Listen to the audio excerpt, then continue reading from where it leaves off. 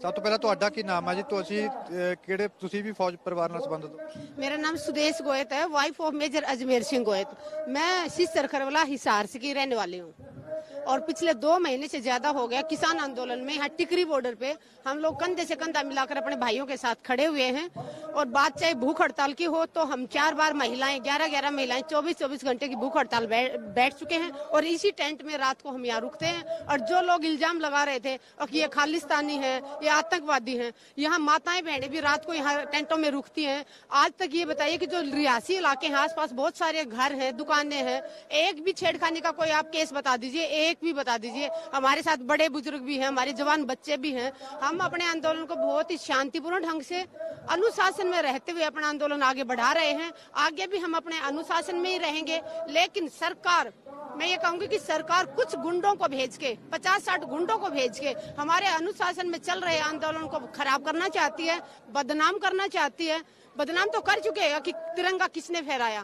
पहली बात मैं बताऊं कि तिरंगे का अपमान किसी ने नहीं किया। लाल किले पे जो तिरंगा झंडा लहरा रहा है वो वैसे का वैसा है, उसको किसी ने छुआ नहीं। हाँ, दूसरे धर्म का झंडा अगर किसी भाई ने फहराया है तो उस भाई के ऊपर कार्रवाई होनी चाहिए, क्योंकि हम उसके समर्थन में नहीं है।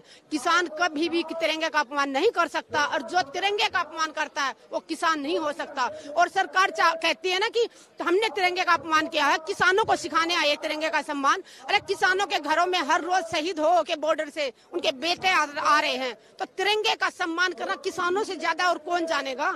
क्या वो बीजेपी के लोग जानेंगे? जो चौहान बीजेपी का झंडा फहरा के नीचे खड़े होकर जनगण मन गाते हैं वो तिरंगे का सम्मान हमें सिखाएंगे? वो लोग जो योगा दिवस के दिन पसीना पहुंच रहे हैं झंडे से वो हमें सिखाएंगे?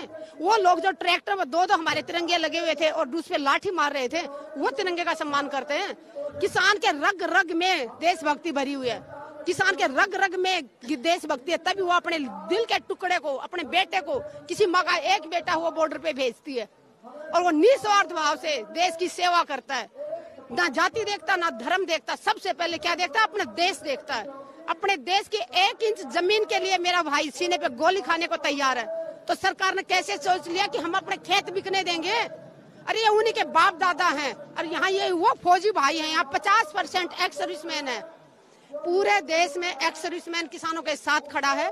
जनरल सतबीर भी यहाँ पे आए थे, मंच पे समर्थन करके गए कि आईएएसएम के जितने भी मेंबर हैं सब किसानों के साथ में हैं। मैं भी एक मेजर की पत्नी हूँ, 2 महीने से यहाँ डटी हुई हूँ और एक किसान की बेटी होने के नाते आखिरी सांस तक अपने हक की आवाज उठाती रहूंगी।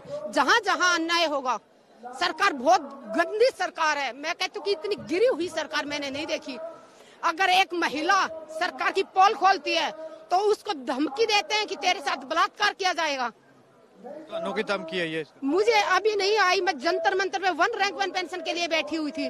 वहाँ पे धमकी लिखते हैं कि तेरे साथ, सुदेश के साथ वो करेंगे जो निर्भया के साथ किया। इतने गंदे शब्द लिखे। मैं भी किसान की बेटी थी, अगले दिन जंतर मंतर गई कि किसी की माँ ने दूध पिलाया तो सामने आके हाथ लगा के दिखाए। जब तक हक नहीं मिलेगा आंदोलन में आती रहूंगी और ऐसे ही साथ देती रहूंगी। ਇੱਥੇ ਤੁਸੀਂ ਮਹਿਲਾਵਾਂ ਦੀ ਵੀ ਗਿਣਤੀ ਬਹੁਤ ਅਸੀਂ ਦੇਖਦੇ ਹਾਂ, ਇੱਥੇ ਕਿਵੇਂ ਦਾ ਸਹਿਯੋਗ ਦੇਖ ਰਹੇ ਹੋ? महिलावां किन्नियां कित्थे आ रही हैं? महिलाओं का सहयोग इतना ज्यादा मिल रहा है। शुरुआत में कहूंगी कि पंजाब का धन्यवाद करती हूँ कि पंजाब के भाइयों ने, बहनों ने पूरे देश की जनता को जगा दिया। जब ये आंदोलन शुरू हुआ, मैं अगले दिन से मैंने आना शुरू किया। शुरू के 4 दिन हरियाणा की तरफ से मैं अकेली महिला थी टिकरी बॉर्डर पे, और आज आप बाहर निकल के देखिए कि संख्या देखिए, जहाँ तक आपकी नजर जाएगी हरियाणा की माताएं बहनें बैठी हुई हैं। हरियाणा की माताएं इतनी जागरूक हो गई हैं कि 5-5 ट्रालियां एक के गांव से भर के आ रही हैं। और हरियाणा में पहली बार हुआ कि रात में पंचायत बुलाई गई और गांव के मंदिरों से अनाउंस करवाया गया कि ज्यादा से ज्यादा भाई इकट्ठे हों और बॉर्डरों पे पहुंचे। हमारे नेता किसान, उनका टिकट के जो आंसू गिरे ना, उन्होंने अमृत का काम किया। जो भाइयों का थोड़ा ईमान मर चुका था, घर चले गए थे, वो सब भाई रात को ही गाजीपुर बॉर्डर पहुंचे, टिकरी बॉर्डर पहुंचे। सरकार कान खोल के सुन ले, जब तक आप तीनों काले कानून वापस नहीं लेंगे, हम भी किसान के बच्चे हैं, सैनिक के परिवार से हैं, हम भी यहाँ डटे रहेंगे और अपना हक हम लेके रहेंगे। और सरकार अनुशासन में कर रहे हैं, लेकिन मैं ये कहना चाहूंगी, जाग रे किसान का मेरे जाग के दिखा, अपने और पराये को पहचान के दिखा। अपने अधिकार तुझे खुद लेने हैं, मांगने से मिले नहीं छीन लेने हैं। अगर हमारा हक नहीं मिला मांगने से तो हमें छीनना भी आता है, ये याद रखना सरकार।